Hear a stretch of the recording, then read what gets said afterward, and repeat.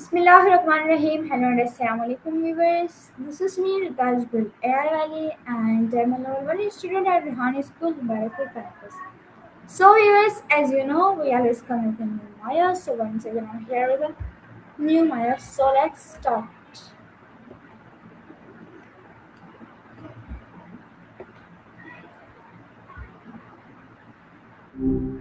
Hey there. Hello Maya, How's everything going with you? how are you Maya? Can you hear me? Wait, you can't hear me? It's not great.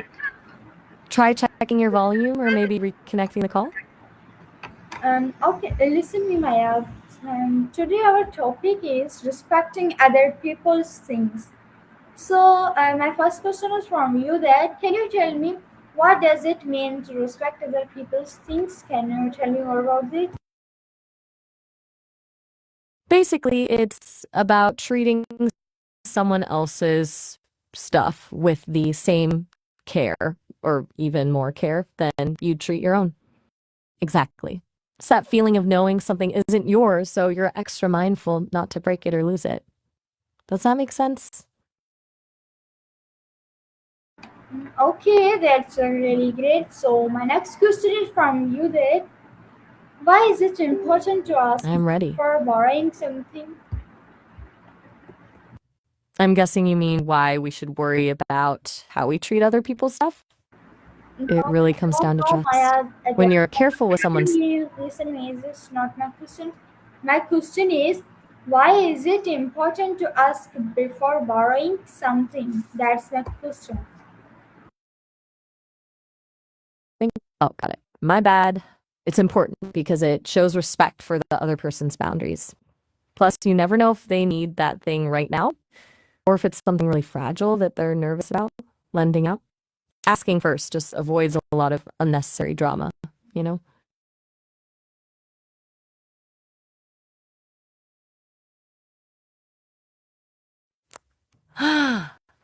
Think about it this way. When you ask first, you're acknowledging that the item belongs to them, not you.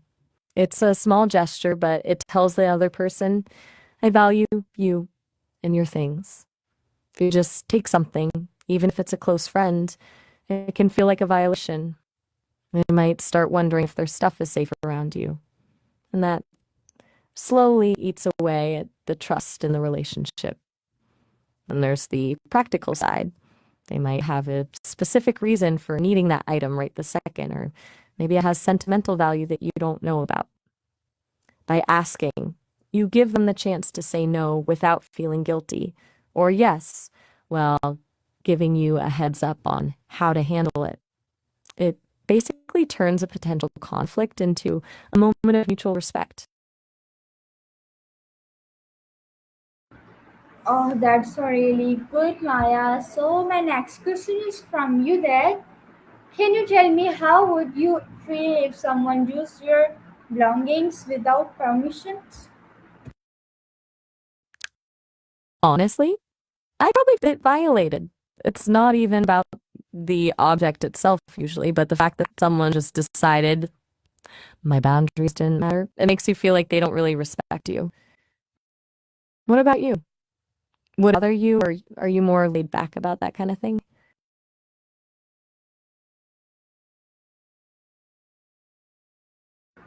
Okay, so my next question is from you that can you tell me what should you do if you accidentally damage someone else's property? First thing you do is own it immediately. Don't try to hide it or hope that they won't notice. That just makes it way worse. Tell them exactly what happened, give a sincere apology, and then ask how you can make it right.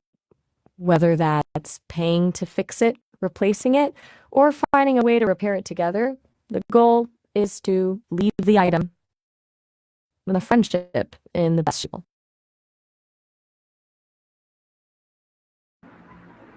Okay, that's really good. So my next question is from you that can you tell me why should we return borrowed items on time? Um, I think you mean why we should return them promptly, right? Because keeping something too long basically turns borrowing into stealing in the other person's mind. It's super frustrating to have to ask for your own stuff back. It makes you feel like you're being a pest. Returning it quickly shows you're reliable and that you actually value the person's generosity.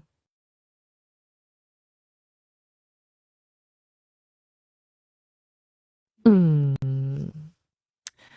I'm guessing you want a more detailed take on why returning things quickly is so important. Think about the psychology of it. When someone lends you something, they're doing you a favor and trusting you. When you keep that item way longer than agreed, or you make them have to remind you to bring it back, that trust starts to fade. It sends a signal that your convenience is more important than their ownership. It also creates a weird power dynamic where the owner feels awkward for wanting their own property back. Nobody likes feeling like they're nagging a friend just to get their favorite book or a tool back. By returning it promptly and maybe even thanking them again when you do, you're reinforcing that you're a responsible person. It basically ensures that the next time you actually need help or need to borrow something, they'll be way more likely to say yes because they know you've got a track record of being respectful.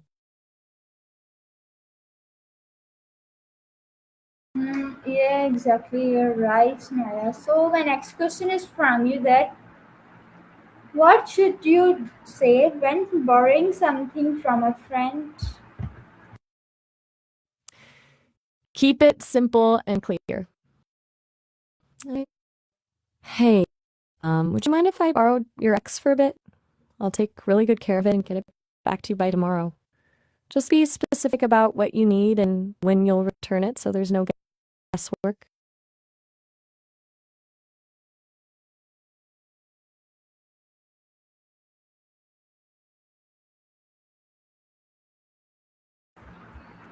You still there?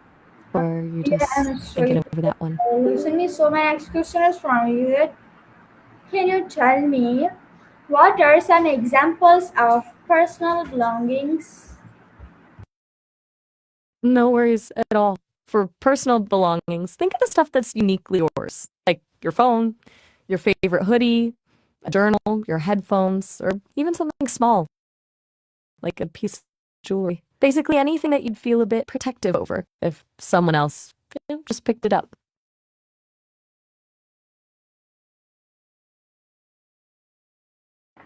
Yeah, okay. So my next question is from you that can you tell me how can respecting property help build trust?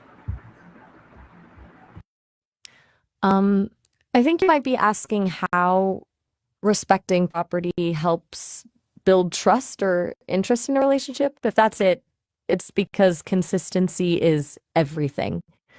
When you consistently show that you respect what belongs to others, you're proving that you're a safe person. People start to see you as reliable and considerate, which makes them want to be closer to you and trust you with bigger things in life. It basically acts as a foundation for a healthy friendship. Okay, so my next question is from you that can you tell me why is honesty important when dealing with other people's things? Mm.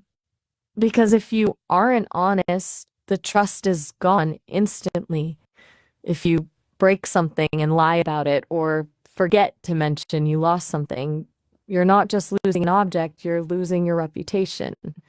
Being honest, even when it's awkward or you're scared of the reaction, shows that you value the person more than you value avoiding a difficult conversation. It's the only way to actually fix the situation and keep the relationship intact.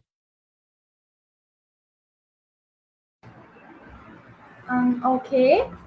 So my next question is from you that can you tell me what could happen if someone never respects either each other's belongings? It's basically a recipe for isolation. If someone constantly disregards other people's stuff, they get a reputation for being selfish or unreliable. Eventually, people just getting invited to things, people will stop lending help, and they'll find themselves surrounded by walls they built themselves. It creates this cycle of resentment where the person wonders why everyone is mean to them without realizing it's just a reaction to how they've treated others. Okay. So my next question is from you that can you tell me how can you show responsibility when borrowing something? Hmm. It starts with being mindful from the moment you take it. Keep it in a safe spot. Don't use it for things it wasn't meant for. And honestly, just treat it like it's the most expensive thing you own. Then, the big part is the through. Returning it on time or even early and making sure it's in the same condition or better than when you got it. It's all about proving you're someone who can be trusted with the little things.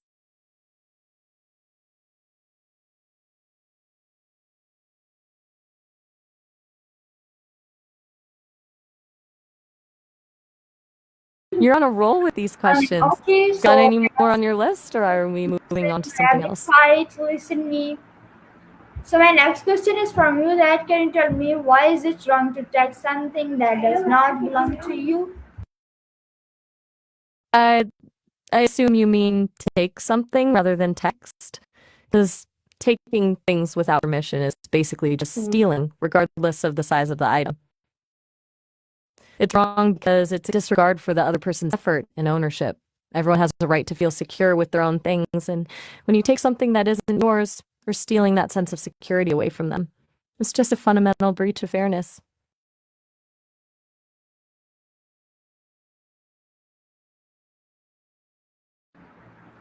Okay, that's really good. So my next question is from you that can tell me. You've gone quiet on me again. Listen, Still thinking, or did you hit a wall with the questions?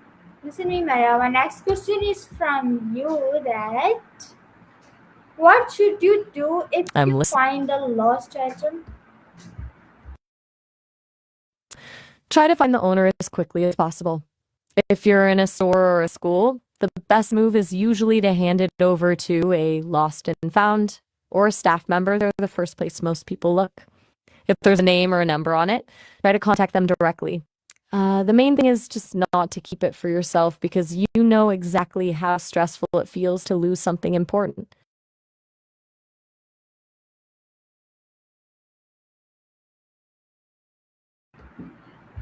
Okay.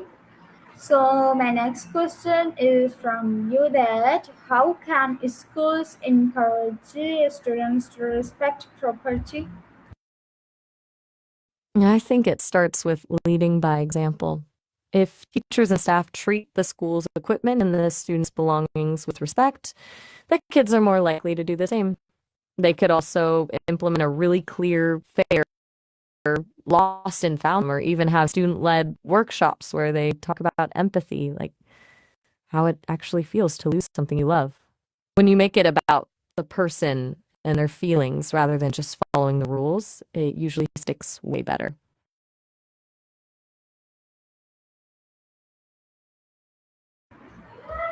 Okay. So my next question is from you that can you tell me why should we take care of shared spaces and materials? Because if everyone just treats shared stuff like it's disposable, eventually there's nothing left for anyone to use. It's like a collective effort. When you take care of a shared classroom or the materials, you're actually doing a favor for the person who comes after you. It keeps the environment positive and productive for everyone instead of it becoming a mess that everyone just complains about.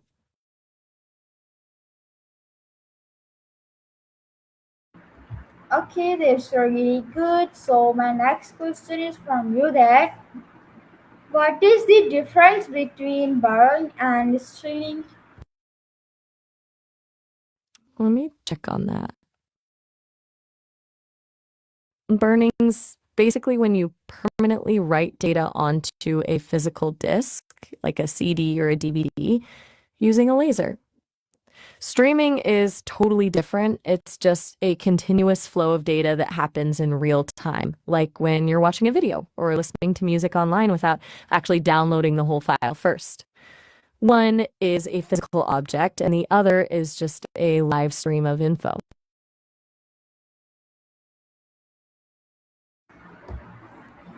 Okay, so my next question is from you that can tell me how can respecting property improve friendships? It's all about consistency.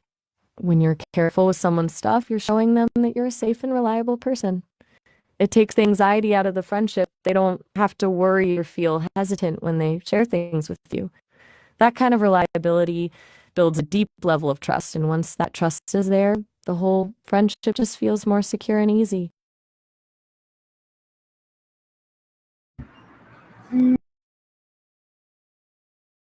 exactly. So my next question is from you that can tell me what are some ways to keep borrowing items safe?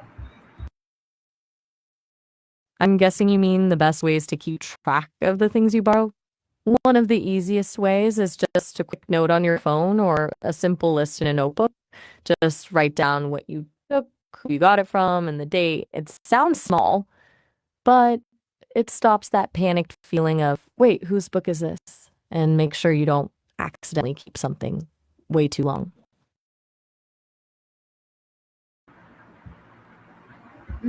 Okay. So my next question Is that is yeah. So my next question is the from last? you that can you tell me why should we respect digital property like photos on or online accounts?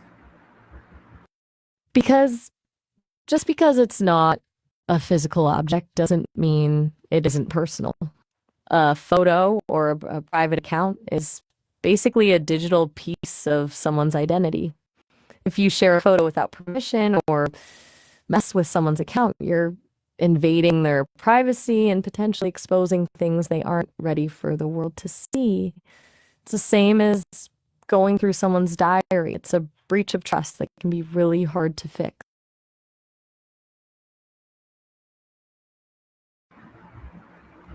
Okay. So my next question is from you that what would you do if a friend refused to return your item? I'd start by giving them the benefit of the doubt. Maybe they honestly forgot. Um, I'd send a friendly, casual reminder first, but like if they keep dodging me or making excuses, I'd have to be direct. I'd tell them, "Hey, I really need my stuff back and, it's making me feel like you don't respect me." If that doesn't work, it's a huge red flag about the friendship. At that point, I'd have to decide if the item is worth the drama, but it would definitely change how I trust them going forward. Exactly. So my next question is Right? from you that can you tell me why is permission important? Permission is basically the bridge between being a friend and being an intruder. It's the way we tell each other, I respect your space and your things. When you ask first, you're giving the other person control over their own life, which is a basic part of being fair. Without permission, you're just assuming your needs are more important than their boundaries. And that's usually where the conflict starts. Okay. So my next question is from you that how can parents teach children to respect belongings? Mm. I think it starts parents modeling it first. If kids see their parents asking permission before using something or treating their own gear with care, they'll naturally pick up on that. It also helps to have conversations about empathy, asking the child, how would you feel if your favorite toy was taken without asking? When kids can actually imagine that feeling, they're much more likely to be respectful of other people's things.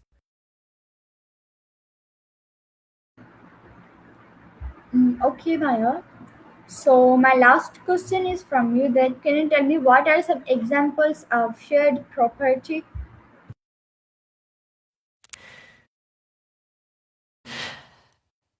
Shared property is basically anything that a group of people uses together. Like in a school, it's the library books, the gym equipment, or the computers in the lab. At home, it could be the TV or the kitchen table. Even on a bigger scale, things like public parks, benches, or a community center are all shared property.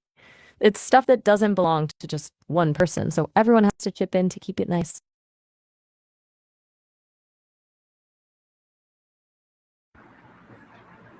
Okay, Maya. So our time is going to end.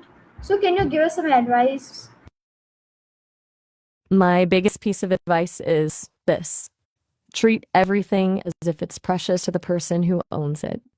You might think a borrowed pen or a simple photo is no big deal. To someone else, it could be everything.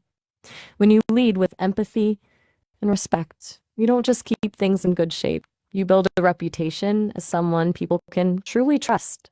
It's a small habit that makes a massive difference in your relationships.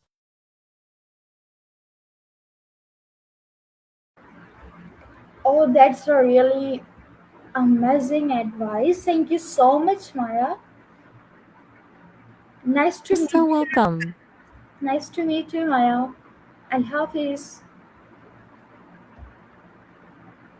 It was great talking to you too. Allah Hafiz. Okay, viewers. So this was our Maya for today.